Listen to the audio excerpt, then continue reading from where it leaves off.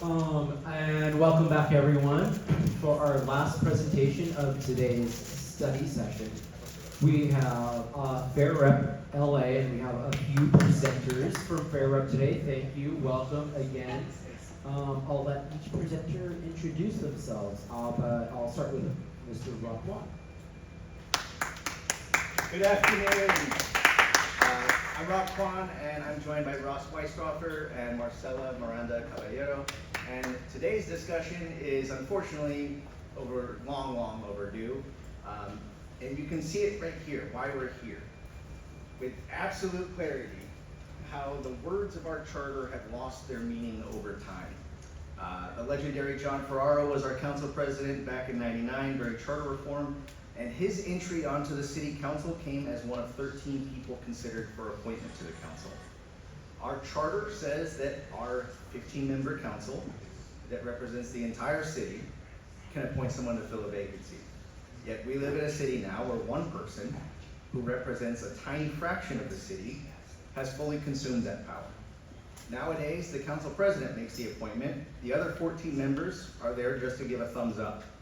Voting that choice down, or even expressing a little bit of pause, well, that's how you end up in the doghouse. I will admit, in hindsight, Mary Martinez actually made a fantastic choice with Heatherhead. She is genuinely one of the best human beings we've got on that council. Unfortunately, many people were like me and left with unnecessary pause because of the process and how it unfolded. Hearing from the community, letting all of the candidates get a fair shake, building consensus among stakeholders, the council, all of that matters, especially for those who had a different preference. That's how we ensure we can move on.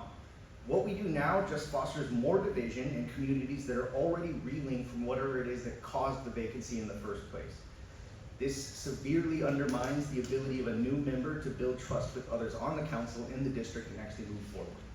Next slide, please. Just a little bit more context. This discretion is dangerous. I recommend, it's been almost 3 years, but find some time to go back and listen to the Fed tapes once more. Think back to the raw conversations about using an appointment to reinforce the council president's power to help allies and attack and undermine opponents, community organizations, different groups. This isn't just a small issue. We're dealing with fundamental questions of representation. We've had 6 vacancies in 9 years. We've had multiple losses in court and multiple opportunities to fix it. We might have a vacancy coming up in the near future, depending on how some court cases work out. Since the first indictment in 2020, we've had 5 opportunities to put something on the ballot and address this. There's no shortage of motions that have been introduced every time this happens. We see very few move forward, let alone any reports come back. So that is what we hope to do here today. We have volunteered to deliver the report on best practices for removal, replacement, that City Hall couldn't bring itself to put in front of the people. So with that, I will hand it over to Ross to take on the next slide. Thank you so much, Rob. And today we're going to be walking you through some wonky and complicated sections of our charter. We know it might feel like a lot of information to take in, but please don't feel overwhelmed.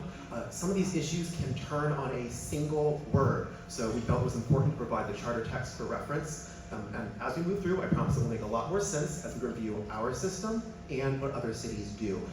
Acknowledging again quickly, Fair Rep is a diverse coalition with a diversity of opinions about what should actually be done. And if you see a resource in this presentation, you can find it at bit.ly/FRLA925. And again, how do other cities do it? One of the resources we've created tries to answer that question. Our Comparative City Governance Database looks at how over 40 different cities deal with these issues in counting, from state capitals to Californian cities to the most populous cities in the country. But first, let's start with what our charter says about how to handle these issues. Suspension. Section 211 lets the council suspend an elected during felony criminal proceedings or misdemeanor proceedings related to a violation of official duties to fill a temporary vacancy. But while this language says it, quote, shall be filled in accordance with the charter, it's not actually 100% clear what exactly that means. So when suspensions do come up, council can just not move forward with a special election because there's alleged legal ambiguity, just like they did for 3 years in Council District 10. This issue also does go to show small tweaks can go poorly if you aren't careful. The old charter made it clear that someone appointed in this scenario would merely be a substitute during the suspension, and that language was replaced with in accordance with the charter. When we don't have specificity, powerful people like the council president use their discretion to step in and fill the gap without ever involving a single voter or even having a single deliberative process in committee. We recommend studying requirements that a deliberative process must happen, must move forward within a certain period of time, and that a real consensus on council, not just a majority of council members, are needed to move a suspension forward. That said, suspended officials do face a difficult catch-22 situation. Comm'r Thomas had his salary cut off while he was suspended, but he was not free to seek outside employment, so he won his payback via a court case. Again, we need specificity. Either we clearly say you can seek outside employment while suspended, or that you can still draw a salary. We could even require that a council member, while suspended, continues to work in a non-office holding position. And Rob does have some ideas in that regard. He suggests that animal services always needs more hands. But I think he just wants to see the headline, LA's highest paid dog walker hits the streets in the LA Times, which would be pretty cool to see. So, moving on to removal and vacancy procedures, these are much more straightforward. For a recall, section 431 requires 15% of registered voters who can vote in an office to sign on for a recall within 120 days. Council then has 20 days to act, and whether the council member should be recalled and who should replace them go to the ballot at the same time. And a felony conviction automatically vacates an office. A vacancy also automatically happens for conviction for offenses that involve violation of official duties. But unlike suspension procedures, section 207C doesn't mention that this is limited to criminal misdemeanors, just a conviction. We could use clarity in the charter about whether this is limited to conviction for only misdemeanors or all offenses, and whether or not when someone may or may not consult the court to receive the ruling that is required for removal. The charter also says an office becomes vacant when an elected, quote, has ceased to discharge the duties of the office. But again, without actually saying what that means. So during the bed tape scandal, as you may recall, members stopped showing up to council meetings. But at the same time, that was sometimes because some council members were deliberately asking members not to show up. Does this situation qualify? Other cities we looked at don't have these kinds of problems because they don't leave it ambiguous. They clearly define what is impermissible conduct and when procedures should be used. This is a lot of text, but regardless, in both of these two cities we highlight, you'll notice there's still a lot of room for interpretation about, for instance, in the case of DC, what is a violation that substantially threatens the public interest? Or in the case of San Juan, Puerto Rico, what is conduct detrimental to the best public interest? We're not against ambiguity intrinsically in the law. It can be useful to allow for interpretability, for flexibility, but it has to value usability above all else. Not pictured here, because it wouldn't get on the slides, for instance, are the enormous numbers of cities that define a vacancy as occurring when, for instance, someone is absent from X number of council meetings without being excused by council, or other precise, clearly defined circumstances. And again, other cities don't leave this to chance. You don't see the phrase council may do something like we sometimes see in our charter. You see the vacancy shall be filled as soon as possible. And this election is being called in 10 days. The law is easy to use in these cities because it has to be used. Other ways we could expand removal power in LA could allow for expulsion, like in DC. However, this ability could theoretically be abused, so you might want to involve independent groups, like an independent panel, increase the council vote threshold for expulsion to 2/3 or more. And we should note that voters put someone the DC Council expelled right back into power. And that's exactly why we should be very careful about changes on this front. San Diego also has a novel process that allows a 3/4 vote of council to initiate a recall election. And while that hasn't been tested in court, it has been in place since 2016. Importantly, however, the way other cities handle this process is transparent with explicit requirements for public hearings and public meetings. And again, at each stage of the process, and what happens is just very explicitly laid out. One last thing available in the charter is censure, which is a 2/3 council vote to express disapproval. This issue has gotten attention from council in the past, but that's because of lack of clear procedures to undertake more clear, direct action, like suspension and removal. And a very important and powerful disciplinary procedure that's not actually in the charter is the act of stripping someone of their committee assignments. But the problem is, again, that's entirely at the discretion of the council president, so assignments can be removed or restored at any time. Again, we suggest making this important procedure explicit and granting that power to the full council, not to someone who might need to whip council member votes to keep their presidency. And on that exact question of just how to fill a vacancy, however, we actually have someone with us with first-hand insight on that topic. So with that, let me turn it over to Marcela Miranda Caballero.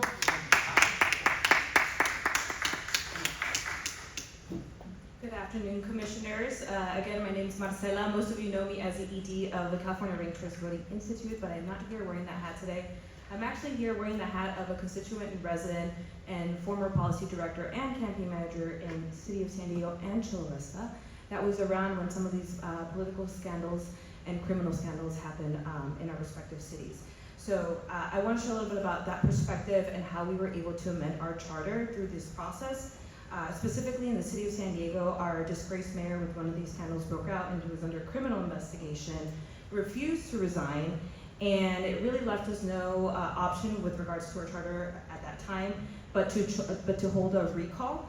And so we were left to going back to the charter reform drawing board when everything was said and done, and we were able to look at different cities, including the city of LA and other cities across the country, to just learn best practices, come back, amend our charter, and basically, learn from those lessons. And so my intention here is to just share some of that so that you guys can navigate and have a resource as you go through this process. So starting off here with filling a vacancy, what our current law and our current city charter here in LA states is that once the council has a vacancy that is over 2 years, the council must call a special election. If that vacancy is under the 2-year term, they have the discretion to appoint someone. What we've seen recently is that most of this power has been shifted and is slowly the discretion of the council president, as Ross mentioned earlier. And in some cases, what we've also seen is that there's really little to no process when it comes to the public sphere, and a lot of people don't get that input that they wish they had.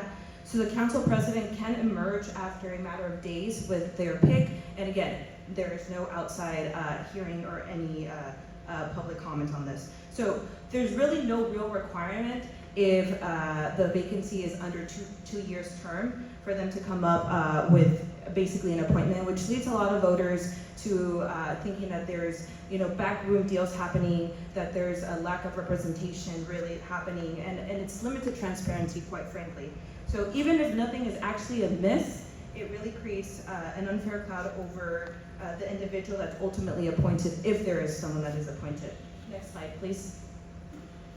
So how can we approve here? 3 things: open application, public hearings, and interviews that are ideally hosted in the afternoons or on the weekends where people can actually attend these meetings. We want to establish a clear process for narrowing down finalists. Raising the vote threshold for appointments is also a good one, and even prohibiting appointees to keep the process fair. Finally, requiring special elections with more than 1 year to be narrowed down that are reducing the remains from 2 years to 1 year, so that voters get that representation sooner rather than later. Next slide, please. So what are some examples of this in the open application process? We have Columbus to ensure a fair process. They allow each council member to advance 3 names as finalists. With Salt Lake City specifically, they have an interesting process with open application where candidates are publicly interviewed, which allows the public a little more say or to be part of the process. These models ensure that residents have the visibility and voice before someone is chosen to fill the representation. Next slide. Another best practice that specifically was held in Chula Vista and San Diego is to ensure that the appointee does have an unfair advantage of running in the next election.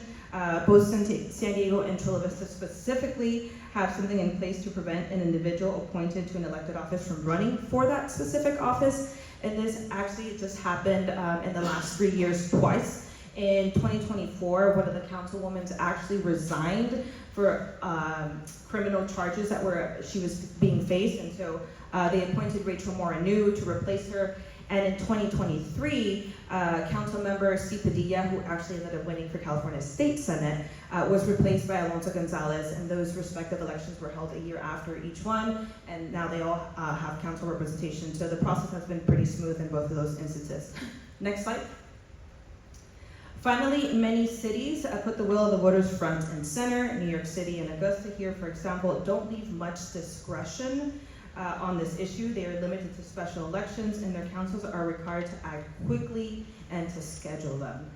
This guarantees that the vacancies are filled by voters, not just by internal council decisions. Your charter obviously may be lacking in this front, but it wasn't that long ago that our cities were also in the same position. And again, we took pieces from different cities and tried to learn and make a reform that best suited our communities. So I hope this serves as a resource to all of you as you're going through this process. We're here as resources. And so with that, I will hand it back to Rob Quan, and thank you again.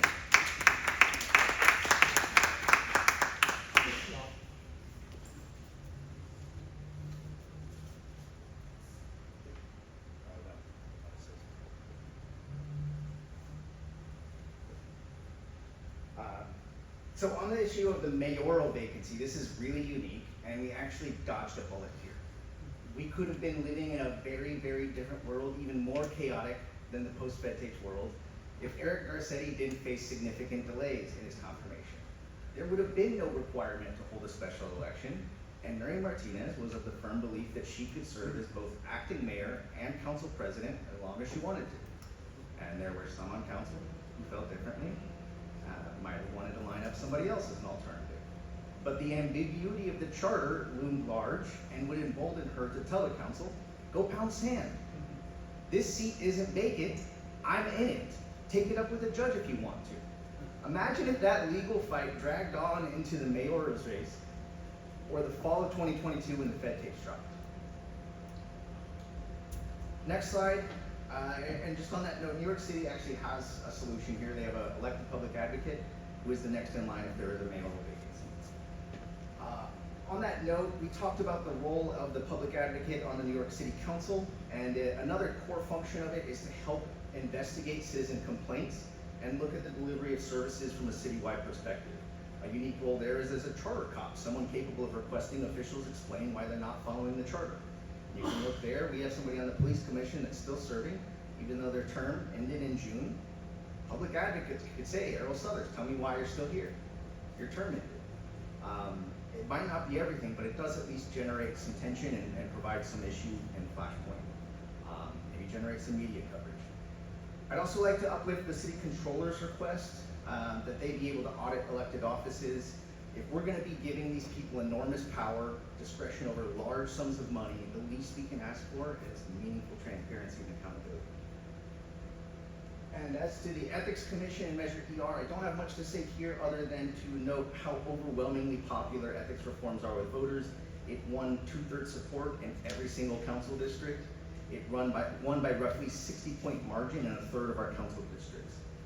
And as to the Ethics Commission, I won't go too deep into here, but we do hope that you have them look into how we can open things up so there's some flexibility for council to adopt changes to our matching funds program. And there's some reforms that David talked about. With that, I'll hop on. Oh, one last thing, just the issue of their budget. It is not adequate. It is for the time being. So this is something that we should look at, and we hope to present some ideas there. Just because there is a bit of tension with council, not necessarily liking to have budgets locked in. For the next slide, I'm just going to run through a bunch of quick issues because we're almost out of time. The city attorney, there's been talk about the role and issues there. I would just note we went over a bunch of laws that say that Somebody convicted of a misdemeanor related to official duties could be vacated from an office. And you have to ask, who is actually enforcing misdemeanors related to official duties and ethics? It's not the city attorney.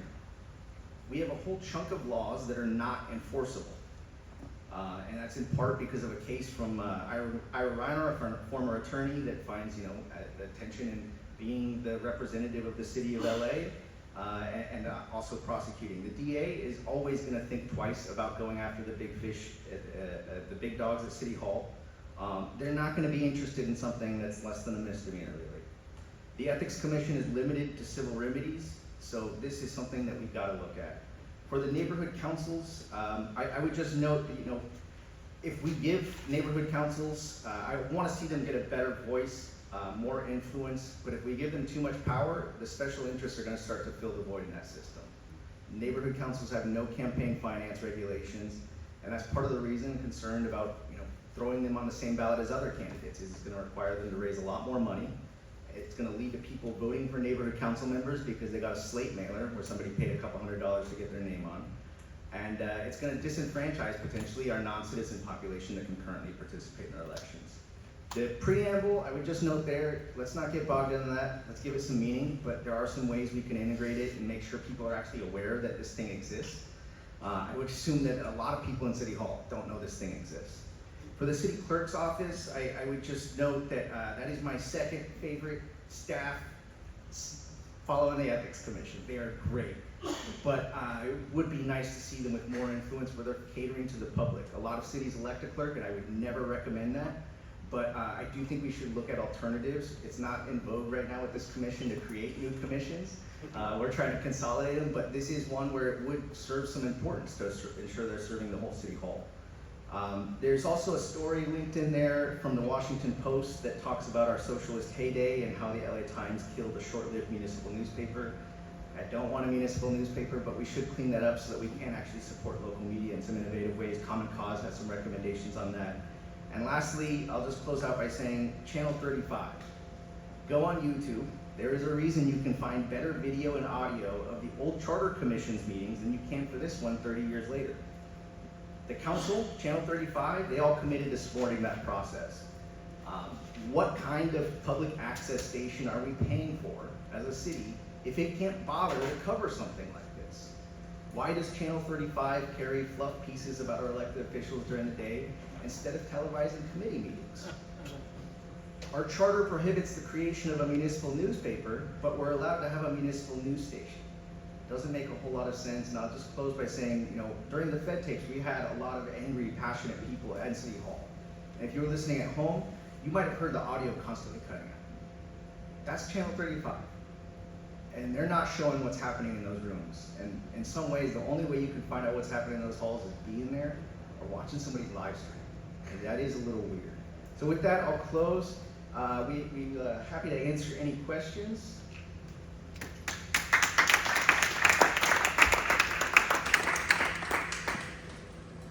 Commissioner Thomas.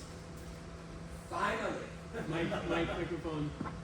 Finally, someone addressing the real issues. Not that other people didn't. Nothing on anybody here. But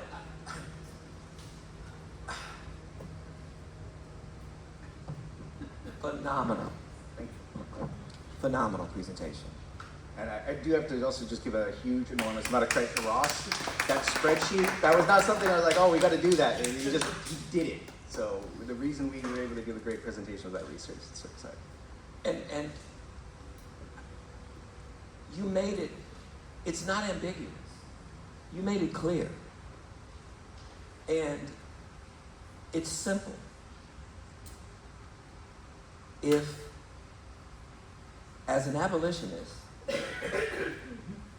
I approve, even as an abolitionist. But I'll say that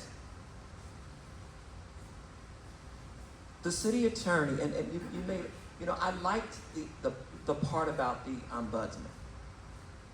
And, a watchdog group with teeth, with real teeth. And I think that is the only way that you get at this level of corruption. You know, it's not just enough to be independent in terms of in name. But you have to also have your own resources. You have to have subpoena ability. You have to be able to demand that the books are open. And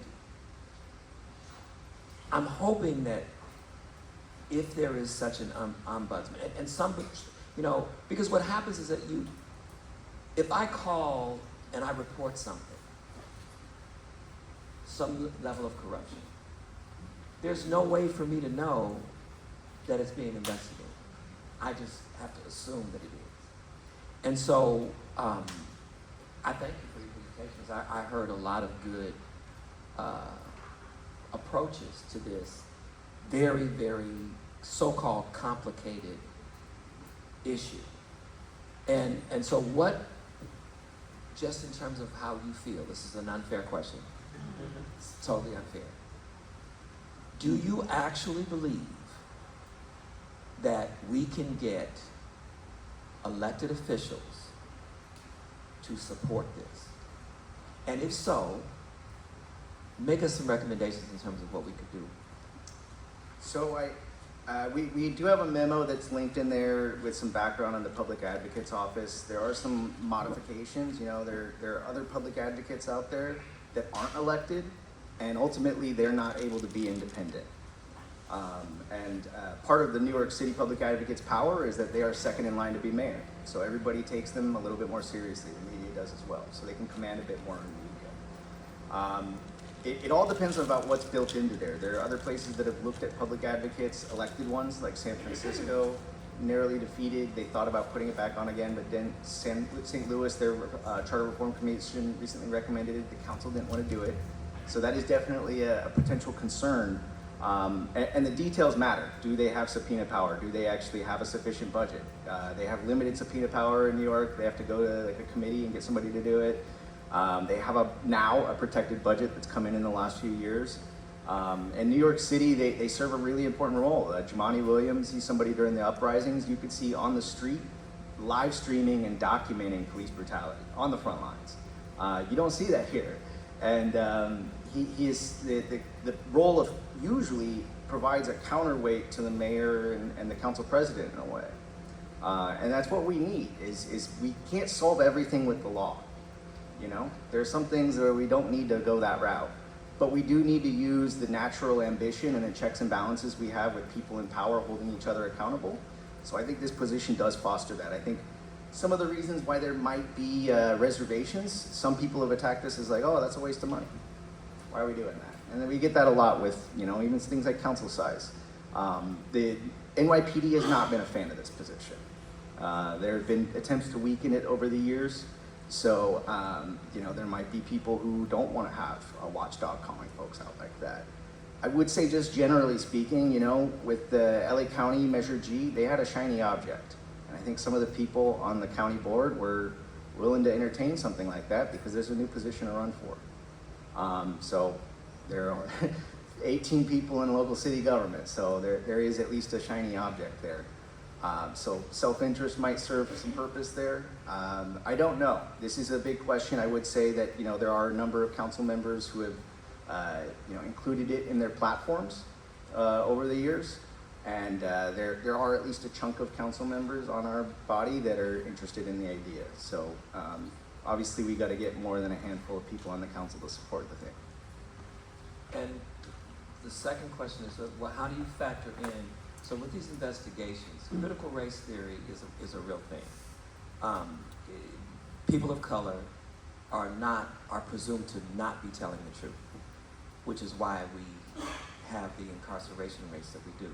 And so, are there some protections, you know, in terms of if this were to go, are there some protections around that, and how would you approach that? Protections against what specifically? Against the fact that character is based on race. The believability of character is based on race. It's a whole legal kind of thing. There's a bunch of lawyers in the room. Y'all know what I'm talking about. But, so it's prima facie evidence, right? So for black and brown folks, you can be telling the truth, but because you're black or brown, it's seen as not being true, and so most black and brown folks are guilty until proven innocent, and that's the problem, because that's a bar that's way too high. And so if we add a tribunal, like this is what I would see it as, how are we protected from that happening even there? So I think it's important to make clear, like, this is not like the equivalent of like a tribunal. Like the word ombudsman kind of has different kind of meanings in different settings, and it's more of like a kind of somebody there to speak up and highlight issues, and not to actually prosecute and hold someone accountable. There is that like charter cop thing I mentioned. What happens there is if the person doesn't respond, then a thing gets sent to somebody from the council or the city attorney and the mayor. So somebody could just say, go pound sand, I'm not gonna respond to your charter cop request. So this is not, I don't wanna overstate the value of this position. Like, there are no silver bullets. Like, we have different things for different purposes. And when it comes to criminal matters, we leave things with the DA and the city attorney sometimes. We have the ethics commission to handle administrative fines. You know, we have different folks. There's the idea of an inspector general that's looking at things from more of a legal perspective. A public advocate would not be limited to looking at things from a legal perspective. It could be, there are these ongoing issues with 311. I'm gonna find out what these issues are across the city, and I'm gonna come out with a report that looks comprehensively at like some systemic failing. There might be a situation where somebody's being called out, but it's not like somebody's gonna be put on a kind of like a trial-like kind of setting, and they get like a punishment. Things they do might ultimately end up resulting in action. The other kind of component of it is this is a unique position. It's not intended to be like some crusading justice person. It's supposed to be an advocate for the people. In New York City, they used to preside over the council meetings. They are a non-voting member of the council that is a non-voting member of every single committee. They are able to introduce and second legislation. So there is a way where they can actually bring what they're seeing from the oversight watchdog role and integrate that into actual solutions. So Jumaane Williams, like, he was one of the sponsors of the bill that closed Rikers. And obviously that's ended up in a big fight and the mayor dragging things out, but it kind of just goes to show, like, that sometimes there's only so much you can get in a courtroom. And the reports, the kind of watchdog role over Rikers leading into actual legislative change and solutions is something that's unique. Thank you. Commissioner Andrades. You mentioned this a couple of minutes ago, but could you talk about giving the public advocate role some teeth? Because I know we've also had discussions about the potential of an IG role. So do you envision the public advocate referring what they uncover to different officials across the government, or do you think that just the mere fact of them publicizing these things would lead to that? And so, like, how do you square the circle of, so much oversight that might happen in a reform charter? So there's in the memo that you can find on our resources page, there is a really, really, really good law review article. It's a little bit outdated, but it looks at the history of the position, its evolution, and specific recommendations for strengthening it. So I would point you that way. What was the other part of the question? Do you envision them referring all of their findings to, elected officials across the city, or do they, because they don't have the ability, to bring a lawsuit, would they have the ability to bring a lawsuit? Like, what's your... They actually do have some limited ability to join legal proceedings. That's really limited. As far as like the interrelationship with other departments, the comptroller in New York City and the public advocate, they might have a little bit of overlap, but they are two independent entities that work together on different things.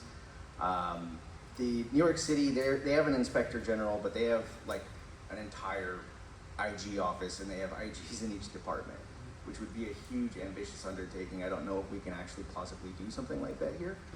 And I do think it's one of those things that like having an ad hoc IG might not necessarily make sense. So it's kind of, are we going all the way in? Yeah, I would say generally speaking, the relationship is they would be working with you know, law enforcement, potentially handing things over, working with the ethics commission where appropriate. But you know, in the same way that our controller has the power to issue reports and draw attention to matters, it might not be a thing that has some legal consequence or forces the council to even schedule a hearing on the report. But it can get the ball moving forward. And a lot of times what we need is not necessarily you know, something big and traumatic, but just somebody in City Hall speaking up about something. There are all kinds of times reporters are calling around and they can't get somebody to talk.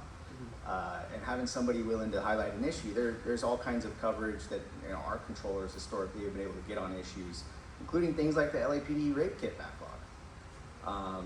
So, you know, even if it's just issuing a report and drawing attention to things, that can have a huge impact. That makes sense. Thank you. I would just like to say, I took a look at the comparative chart that was put together, and I want to say thank you on behalf of the commission. That clearly took a lot of time to put together, so thank you. And it is also extremely useful in what we seek to do. I think there are many in council offices across the LA City family that know that we need to provide clarity on the removal and vacancy of elected officials, and that was also something that was expressly asked of this commission to look into. So I appreciate the presentation. I also just want to highlight the recommendation that you made on the city controllers and tie it to the presentation for Erwin Shermansky earlier, you know, where he expressly told the commission that was the intent of the last charter review, which was that the controller does have the ability to audit elected officials, even though there has since been confusion on that. So I think providing clarity on that as well will be helpful. So I just wanted to say thank you to all of you who put this together. Any other commissioners who want to jump in? Commissioner Murray. Yeah, I just want to clarify, and I'm sitting here looking at the wonderful charter that's been provided by the city attorney's office. I'm not seeing any actual section where it says that the council president is the one who fills the vacancy. Is that just been implied, or is that have they taken it upon themselves? That's just how it's evolved. So that's custom and practice it's not statutory at this point. It's kind of the way it's Custom and evolved, practice. because custom and practice in the past was to actually have open applications. You know, like 90 years ago, we had somebody who tried to get on the council. They had a vacancy in District 11 in 1934, I think it was, and they had like 27 people apply. They got in. So there is nothing that spells out a process. There are other cities like this, like San Jose. Their charter is very similar to ours in that it just says the council can appoint. But they actually go through a open application process. So there is nothing stopping us as a city from adopting a more fair application process. There are other issues where we do have to go to the charter, but that in particular is something that we could do. It's just not something that anybody has been able to do. It really comes down to, you know, the goodwill of the council president saying, hey, I want to open up this conversation. Let's just have a hearing. Let's figure out, what are your ideas? Do you want to do an appointment, or do you want to do a special election? Instead, what we have right now is it just pops out one day. We get a motion that drops. I'm appointing person X. When Jose Huizar was suspended, that wasn't something that was even on the agenda. They used a Rule 23 motion to jam it onto the agenda and say this was an emergency that came up since the time the agenda was posted. So we're introducing it right here on the spot and putting it up for a vote. So there's really not anything provided in there, and I apologize if we were unclear. There is nothing that is involved in the law to say that the council president appoints somebody. And that's really weird. We wouldn't have something like that. In other places where they give somebody the sole discretion to appoint somebody to an elected office, it's usually the mayor, subject to council confirmation, or the governor. It's not as though the individual legislative leader just decides, hey, I'm gonna roll out with this person. This is just unfortunately how it has evolved. Commissioner Stein. Following up with that, Rob. Commissioner Mike is.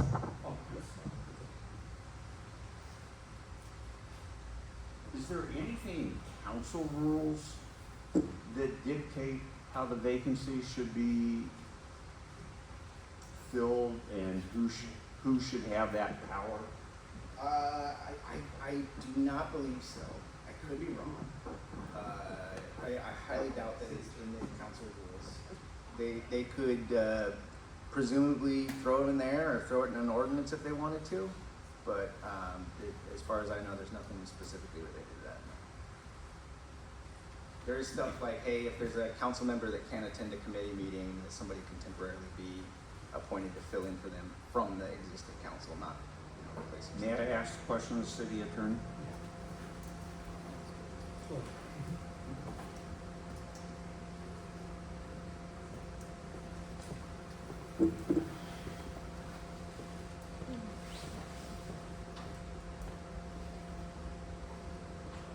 Yes. Same question. Is there anything in the council rules that require it? There's nothing in the council rules. The way an appointment for vacancy would occur is that a member would make a motion and it would be scheduled for a vote. Recently, the motions have primarily been made by the council president, but everybody could make a motion if they wanted to. Thank you. That is if you want to get in the doghouse. Any other questions for our presenter? All right, let's give everyone a round of applause. I do want to just say one thing. There might be a perfect system. We don't need that. We just need a little bit of clarity. Really, we just need to fix a few things, and it will make things so much easier to just figure it out, one way or other, however we do it. Thank you.